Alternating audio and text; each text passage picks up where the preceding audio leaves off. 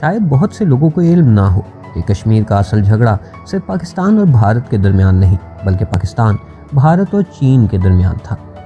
اسی حوالے سے سن 1962 میں بھارت اور چین کے مابین جنگ بھی لڑی گئی۔ اس وقت کے صدر ایوب خان کا خیال تھا کہ بھارت اور پاکستان کو اپنے اپنے حصے کا کشمیر تقسیم کر کے دوستی کر لینی چاہیے اور اپنے سے کئی گنا بڑے دشمن چین کا مل کر مقابلہ کرنا چاہیے۔ مگر بھارت کا خیال تھا کہ اسے پاکستان کی ضرورت نہیں اور وہ اکیلے ہی چین جیسے بڑے ملک کو سیدھا کر دے گا، مگر ایسا نہ ہو سکا۔ محض 1 سال بعد یعنی سن 1963 میں پاکستان اور چین مل بیٹھے اور باہمی رضامندی سے کشمیر کا کچھ حصہ آپس میں بانٹ لیا۔ پاکستان اور چین کے مابین کشمیر کا مسئلہ حل ہو گیا۔ اسے سائنو پاک ایگریمنٹ کے نام سے جانا جاتا ہے۔ اب دونوں ملک دوست تھے اور دونوں کا واحد دشمن بھارت تھا۔ یوں پاکستان اور چین کے درمیان صحیح معنوں میں دوستی کا آغاز ہوا۔ مگر کیا آج پاک چین دوستی کی بنیاد صرف سی پیک جیسے کاروباری پروجیکٹ سے حاصل ہونے والا پیسہ ہے یا پھر کچھ اور بھی ہے؟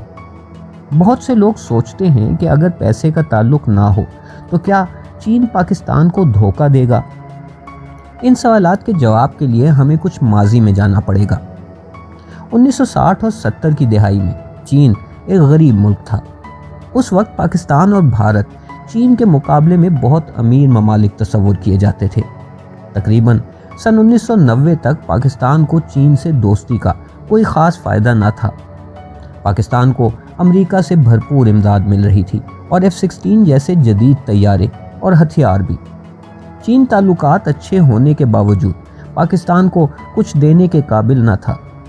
سن 1989 میں جب پوری دنیا چین پر پابندیاں لگا رہی تھی، اس وقت پاکستان ان چند ممالک میں سے تھا جو کسی لالچ کے بغیر چین کے حق میں آواز بلند کر رہے تھے۔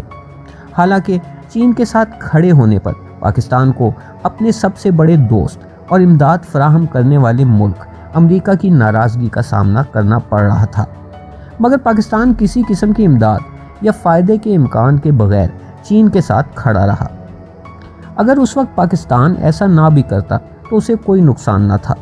سن 1989 میں پوری دنیا چین کو چھوڑ چکی تھی۔ وہ غریب تھا، مسائل کا شکار تھا اور دنیا میں اکیلا رہ چکا تھا۔ اس سب کے باوجود پاکستان دنیا کی طاقتوں کو ناراض کر کے چین کے ساتھ کھڑا رہا۔ لیکن پھر 1990 کی دہائی میں تیزی سے ترقی کرتے چین نے پوری دنیا کو حیران کر دیا، جبکہ دوسری طرف 1998 میں ایٹم بم کے تجربے نے پاکستان کو دنیا میں تنہا کر دیا۔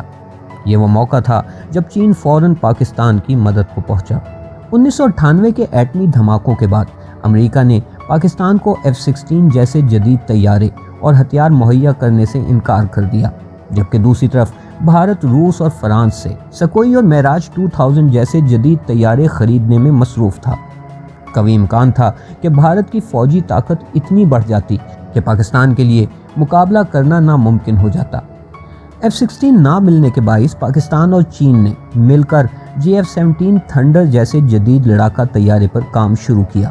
فوجی طاقت بڑھانے کے لیے اس وقت JF-17 جیسا طیارہ دونوں ملکوں کی ضرورت تھی، مگر جب تک JF-17 لڑاکا جہاز مکمل ہوا اس وقت تک تیزی سے ترقی کرتے چین کو اس کی ضرورت نہ رہی تھی۔ چین JF-10 اور JF-11 جیسے جدید طیارے پہلے ہی بنا چکا تھا۔ اگر چین چاہتا تو JF-17 طیارہ مکمل ہونے سے پہلے ہی پاکستان کا ساتھ چھوڑ دیتا اور پاکستان کچھ نہ بگاڑ سکتا، مگر چین نے ایسا ہرگز نہ کیا۔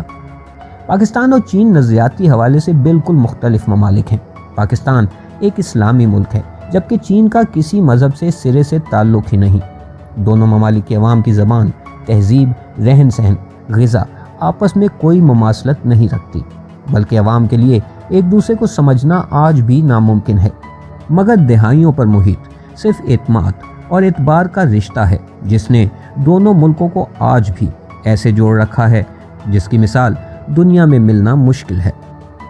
اگر آپ کو ویڈیو پسند آئی ہو تو ویڈیو کو لائک کریں، ہمارا چینل سبسکرائب کریں اور کمنٹس میں یہ بھی بتائیں کہ کیا مستقبل میں چین پاکستان کو دھوکہ دے سکتا ہے؟ اس بارے میں آپ کی کیا رائے ہے؟